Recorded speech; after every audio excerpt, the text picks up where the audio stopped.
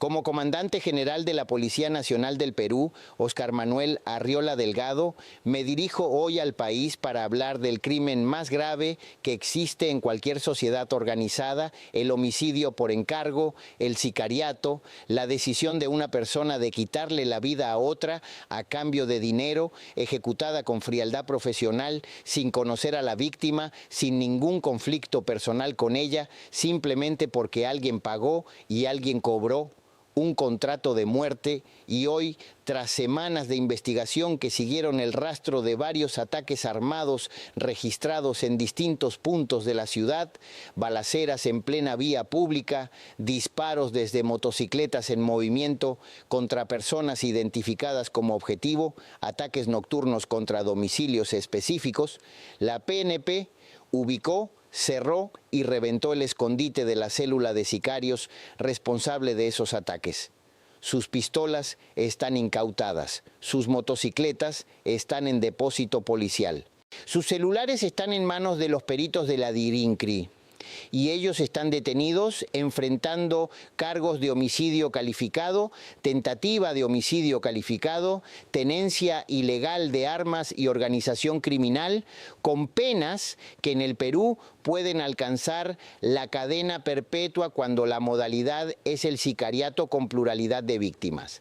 Permítanme reconstruir con precisión cómo opera una célula de sicariato moderno en las ciudades peruanas, porque la imagen del asesino solitario y sentimental que el cine ha construido no tiene ninguna correspondencia con la realidad de lo que esta banda hacía. El sicariato contemporáneo en el Perú urbano no es un fenómeno de individuos, es un modelo de negocio con estructura empresarial. Tiene clientes, tiene proveedores de servicios, tiene intermediarios, tiene estructura de precios diferenciada según la dificultad del objetivo, tiene protocolos de operación para minimizar el riesgo de captura y tiene sistemas de cobro y pago que buscan la menor trazabilidad posible. Esta célula operaba con 5 roles perfectamente diferenciados que raramente se superponían en una misma persona, precisamente para que la captura de uno no implicara la desarticulación de todos. El primer rol era el del contacto, la persona que recibía los encargos de los clientes, organizaciones criminales que querían eliminar a un rival, líderes de bandas que querían castigar a alguien que los había traicionado, narcos que querían resolver disputas territoriales sin exponerse personalmente. El contacto nunca sabía quién iba a ejecutar el trabajo ni los detalles operativos. Solo recibía la identidad del objetivo, el plazo deseado y el monto acordado, y transmitía esa información al coordinador usando comunicaciones encriptadas o en persona en puntos de encuentro rotatorios. El contacto era el eslabón más protegido de la célula porque era el único que conocía la identidad completa de los clientes, información que constituía a la vez su mayor activo y su mayor riesgo. El segundo rol era el del coordinador, el cerebro operativo de la célula, quien recibía el encargo del contacto, evaluaba la viabilidad y los riesgos, asignaba los recursos, el equipo de ejecución, las armas, los vehículos y diseñaba el plan de ataque. El coordinador también gestionaba los pagos internos. Una parte del monto cobrado al cliente se adelantaba al equipo de ejecución antes del trabajo como señal de compromiso. El resto se pagaba tras la confirmación del objetivo cumplido. El tercer y cuarto roles eran los del equipo de ejecución, el piloto y el tirador, la dupla en motocicleta, que es el formato más común del sicariato urbano en el Perú y en toda América Latina, por razones que combinan movilidad, velocidad de escape y dificultad de identificación. El piloto era siempre un conductor especializado que conocía de memoria las calles de la zona del ataque, que había recorrido previamente las rutas de escape y que durante la ejecución mantenía la moto en movimiento constante o en posición óptima para el disparo. El tirador era quien portaba el arma, identificaba al objetivo en el momento del ataque y ejecutaba los disparos. En esta célula, el piloto y el tirador no eran siempre las mismas personas para cada trabajo. El coordinador rotaba las combinaciones para evitar que un patrón de reconocimiento facial o de comportamiento permitiera identificarlos en cámaras de distintos operativos. El quinto rol era el del halcón o explorador, la persona asignada a vigilar al objetivo con anticipación para mapear sus rutinas, identificar los momentos y lugares de mayor vulnerabilidad y confirmar la presencia del objetivo en el lugar del ataque momentos antes de la llegada del equipo de ejecución. El halcón comunicaba la confirmación en tiempo real con un mensaje simple: el pájaro está en la jaula, o simplemente la descripción de la ropa de la víctima en ese momento. Los ataques ejecutados por esta célula seguían un protocolo operativo consistente que los investigadores de homicidios identificaron como firma de una misma organización al analizar los casos en paralelo. El ataque siempre ocurría en espacios semiabiertos, entradas de domicilios, exteriores de negocios, paradas de transporte público, donde la víctima estaba momentáneamente estacionaria o de movimiento predecible. Siempre desde una motocicleta en movimiento que se aproximaba por detrás o por el flanco del objetivo para dificultar la reacción de defensa.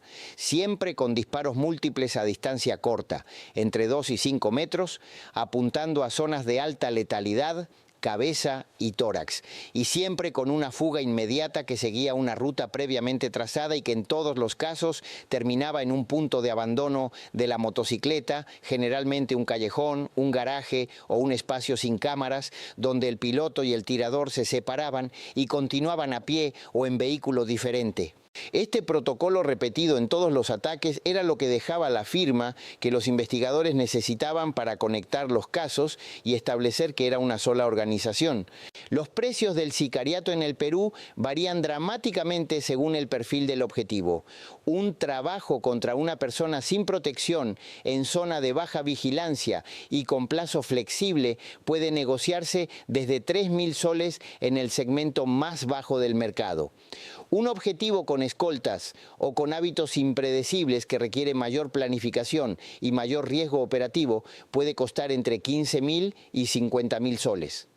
Un objetivo de alto perfil, empresario con seguridad privada, dirigente sindical en zona conflictiva, testigo protegido, puede llegar a precios que superan los 100.000 soles con pago parcial adelantado y el resto contra entrega de evidencia del cumplimiento. Los registros de cobros encontrados en los celulares de esta célula muestran transacciones en ese rango intermedio, objetivos de perfil criminal medio, disputas entre bandas, venganzas de organizaciones de extorsión contra quienes habían colaborado con la policía o habían incumplido pagos. El pago se realizaba siempre en efectivo, en puntos de entrega físicos o a través de cuentas de terceros, familiares, conocidos, que recibían transferencias con conceptos ficticios y retiraban el efectivo para entregarlo en mano. ¿Cómo los encontramos? La investigación de cada ataque armado en la ciudad de Lima sigue un protocolo estándar que incluye levantamiento de casquillos, análisis balístico, revisión de cámaras de videovigilancia en un radio de 4 cuadras alrededor del lugar del hecho y entrevistas con testigos. En el caso de los ataques atribuidos a esta célula, fue el análisis balístico comparado el que dio el primer hilo. Casquillos de 9 milímetros recuperados en 3 escenas del crimen distintas, separadas por semanas y por kilómetros, que presentaban marcas de percusión y de extracción idénticas, lo que indicaba que habían sido disparados por la misma arma. Una misma pistola en 3 ataques distintos significaba un mismo equipo de ejecución o al menos una misma fuente de armamento. Ese análisis fue el punto de partida de la hipótesis de organización común. El segundo vector fue el análisis de cámaras. En 3 de los ataques, las cámaras del Serenazgo y del sistema de vigilancia urbana captaron imágenes de la motocicleta usada en la fuga, modelos distintos en apariencia, pero con un detalle en común que los analistas de imagen identificaron en revisión minuciosa: una modificación en el manubrio derecho, un accesorio de posición de mano que no es estándar de fábrica y que es reconocible en imágenes de baja resolución por la forma específica de la sombra que proyecta. Esa modificación era la firma involuntaria de un mismo taller o de un mismo mecánico que preparaba las motos de la célula. Con esos dos elementos, la firma balística y la firma mecánica de los vehículos, la investigación tomó dos vías paralelas. La primera fue la búsqueda del taller mecánico que hacía esa modificación específica. Agentes encubiertos consultaron en talleres de la zona donde se habían producido los ataques hasta identificar el que realizaba ese tipo de personalización. El mecánico del taller, bajo protección y sin saber exactamente para qué se usaría la información, confirmó haber hecho esa modificación en varias motos en los últimos meses y proporcionó los números de teléfono usados para coordinar los trabajos. La segunda vía fue el análisis de las víctimas y sus entornos. ¿Qué tenían en común las personas atacadas? Los tres objetivos confirmados tenían vínculos documentados con organizaciones criminales distintas. Dos con bandas de extorsión en conflicto territorial, uno con una red de distribución de droga con disputa de plaza. Eso confirmó que los atacantes eran contratados por organizaciones en conflicto, no que actuaban por cuenta propia.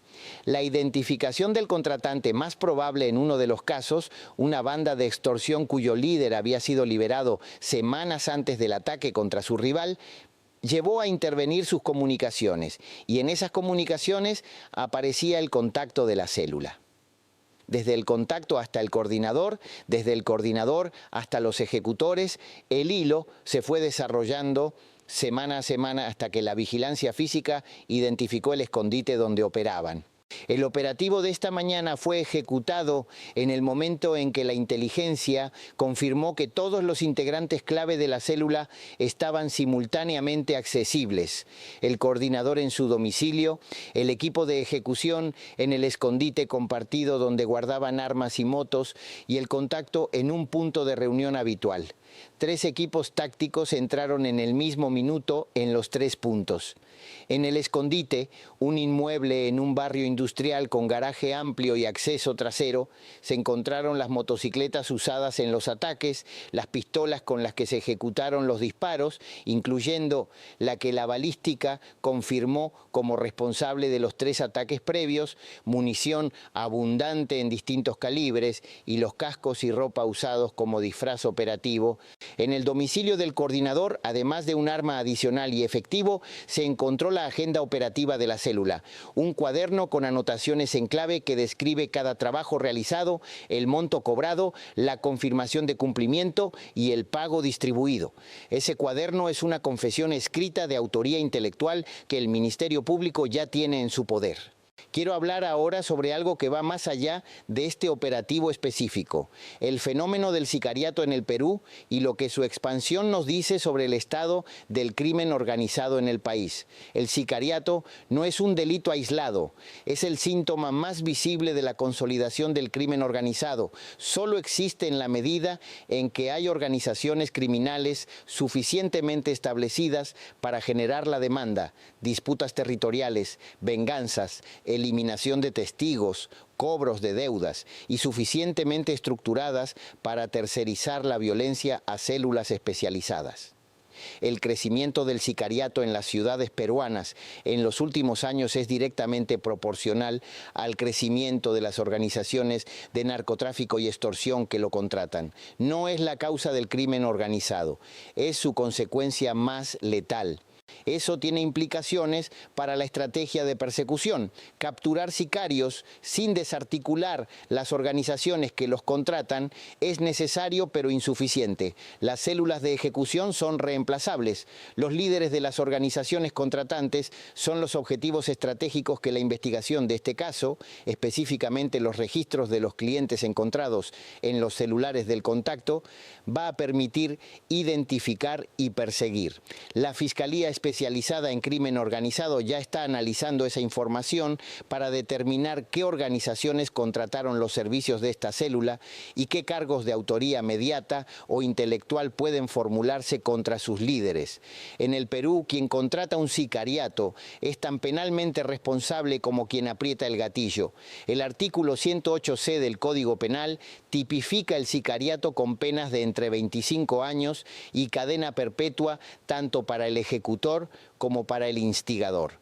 A las familias de las víctimas de los ataques cometidos por esta célula, sé que ninguna detención devolverá a quien perdieron. Pero la captura de los autores materiales e intelectuales de esos ataques es el primer paso de un proceso de justicia que esta institución se compromete a acompañar hasta el final del proceso judicial. Los peritos, los investigadores y los fiscales que trabajaron este caso están disponibles para sostener la acusación con la evidencia que esta mañana se incautó. A quienes en este país consideran el sicariato como una opción de negocio o como un servicio disponible para resolver conflictos, la evidencia de este caso, la firma balística que conectó 3 ataques, la modificación mecánica que identificó las motos, el cuaderno de operaciones que documentó cada trabajo, demuestra que el sicariato deja rastro. Siempre. La ilusión de anonimato que ofrece la motocicleta, la oscuridad de la noche o la rapidez del ataque no elimina la evidencia forense, no borra los registros de comunicaciones, no hace desaparecer las marcas que cada arma deja en cada casquillo.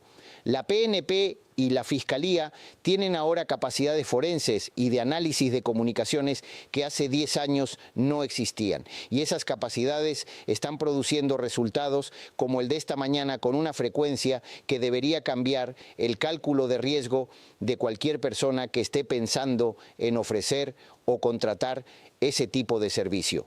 Viva la Policía Nacional del Perú cazando sicarios y protegiendo la vida de los peruanos. Justicia perpetua para quienes convierten el homicidio en negocio. Perú donde la vida humana vale más que cualquier contrato criminal, donde cada disparo de sicario tiene un nombre detrás y ese nombre termina entre rejas.